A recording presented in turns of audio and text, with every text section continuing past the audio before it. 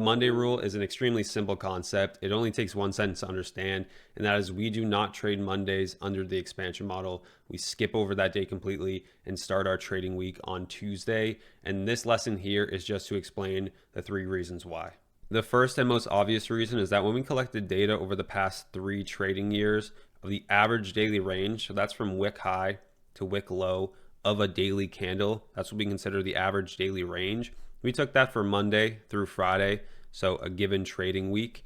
This bold number here that you see below is the average daily range number. So Monday was 262, and we can say, okay, that's decent. But when we look at that in comparison to Tuesday, Wednesday, Thursday, and Friday, all above 300 points, and we took this from NQ, that's a significant jump. This is the only one that breaks below the average by a decent amount, and it's worth noting here. And we also took a number, this lighter one above, smaller.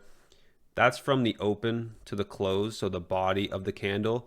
That was also significantly lower, so less likely to offer a trend day, less likely to offer a large range, and that's a red flag when we're trading the expansion model. We're focused on daily expansions. Monday, based on data, is the least likely to offer that. The second reason has to do with the economic calendar, and this graphic here is showing where high impact news events can land within any given week. So CPI can be on Tuesday, Wednesday, and Thursday.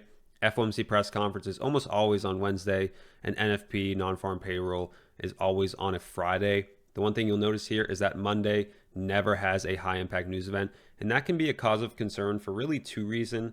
The first is that the market is always waiting in anticipation for something more significant after. So Monday is lacking news. If there's news on Tuesday or Wednesday or Thursday later in the week, the market could be holding in anticipation for that event.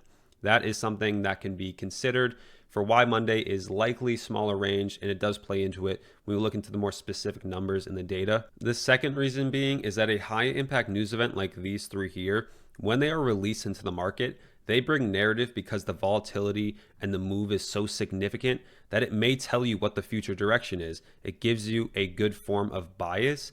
And when it's on a Monday, you never get that luxury. So there may be weeks where you have to wait these opening days, the bias is unclear. And then once that high impact news event hits the market, suddenly the rest of the week starts to make sense. It does something of significance that gives you good narrative and bias, and that is always lacking on a Monday. The third and final reason we are avoiding Monday is because it is the opening day of the week.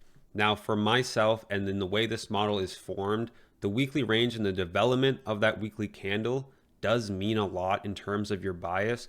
And when you're opening up a new week on Monday, you don't have anything to look back on within that current week. So what I like to do every time a new week opens, I am resetting my bias from the previous week, and whatever happens ongoing, I am now developing a new bias. And on a Monday, you have nothing to look back on. That day, we let Monday print, and then we look back on what it did, and that is giving us a better gauge on what we should do going forward, Tuesday through Friday.